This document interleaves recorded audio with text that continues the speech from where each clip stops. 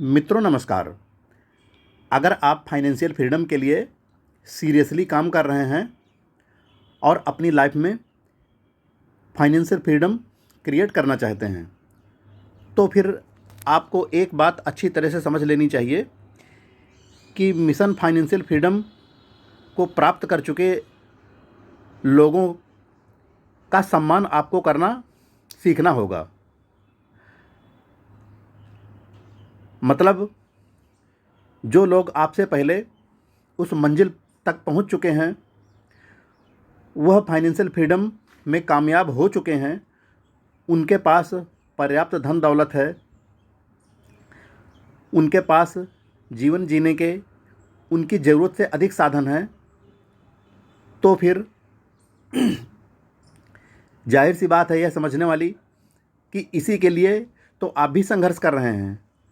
तो आपको एक ज़रूरी कदम उठाना होगा, अपने नेचर में ऐसा परिवर्तन करना होगा कि ऐसे लोगों का आप दिल से सम्मान करें, अपनी आत्मा से सम्मान करें। किंतु अक्सर लोग करते उल्टा हैं कि आप खुद तो फाइनेंशियल फ्रीडम पाना चाहते हैं, दौलतमंद बनना चाहते हैं, लेकिन दौलतमंद लोगों से ईर्ष्या करते हैं, जलते हैं। मित्रों, यह तरीका गलत है। आप जिस रास्ते पर चलना चाहते हैं, जो सफलताएं पाना चाहते हैं, उस रास्ते पर ऑलरेडी सफल हो चुके, उस मंजिल को पा चुके लोगों का सम्मान आपको करना ही होगा। नहीं तो आप यूनिवर्स को गलत मैसेज दे रहे हैं। और यह जाहिर सी बात है कि जो आप सामने से देंगे उसी का रिफ्लेक्शन आपको मिलेगा। जैसे आप किसी कुएं के ऊपर झांक करके बोलिए, या किसी एक सुनसान बिल्डिंग में बोलिए, या मंदिर के अंदर, गुंबदाकार मंदिर के अंदर बोलिए, तो जो आप बोलेंगे उसी का रिफ्लेक्शन लौट करके आएगा, बहुत तेज़ी से आता है। इसी प्रकार से यह यूनिवर्स भी करती है। जो आप अपने स्वभाव से अपनी तरंगे फेंकेंगे, वही पलट करके आपके पास आने वाली हैं।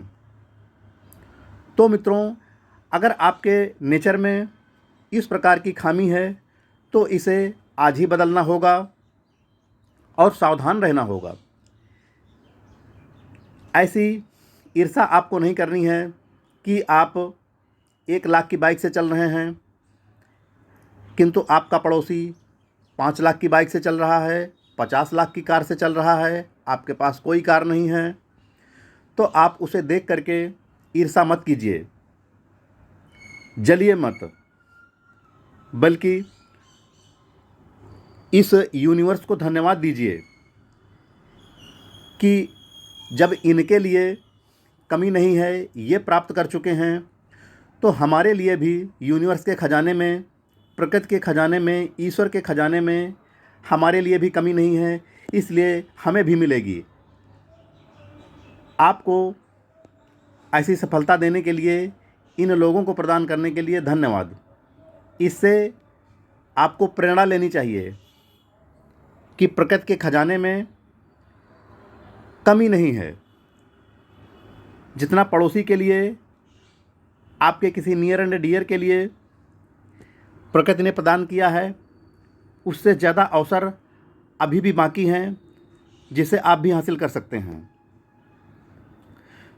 मित्रों, जो तीर्थयात्री अमरनाथ यात्रा पर जाते हैं, वह बड़ी कठिन यात्रा होती है। तो वहाँ का ऐसा नेचर होता है कि अगर कोई ईर्ष्यालु स्वभाव का भी व्यक्ति है, वह यात्रा कर रहा है, तो वहाँ से यात्रा कर चुके, दर्शन कर चुके यात्री जो लौट चुके होते हैं, उनको जाने वाले यात्री बड़ी सम्मान की नज़रों से देखते हैं। ऐसा एक इंटरव्यू में हमने सुना था लोगों के मुंह से। तो मित्रों, उन सभी लोगों की नेचर पवित्र हो जाती है।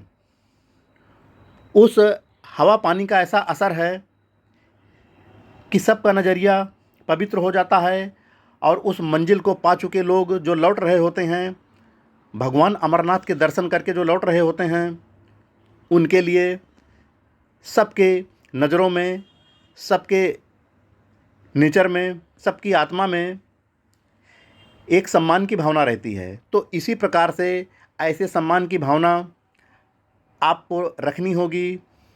जो भी नियर एंड डियर है, पड़ोसी है अथवा कोई भी है जो फाइनेंशियल फ्रीडम पा चुका है, अचीवमेंट कर चुका है, उसे सम्मान की नज़रों से देखना ही होगा। तो मित्रों, इसका असर आप पर भी होने वाला है।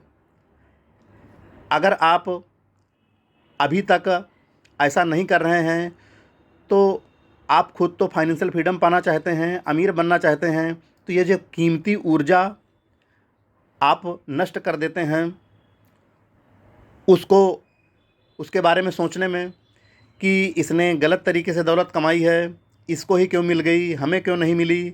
तो जो यह कीमती ऊर्जा आपने नष्ट की उसके लिए, तो यह कीमती ऊर्जा आप अपने क्रिएशन के लिए लगा सकते थे, अपने अचीवमेंट के लिए लगा सकते थे। तो वही समय आप उतना ही पीछे चले गए ऐसा सोचने में। इसलिए आज ही अपना नज़रिया बदल लीजिए और अपने फाइनेंशियल फ्रीडम के गोल में आप सफलता पाइए। जय हिंद फ्रेंड्स।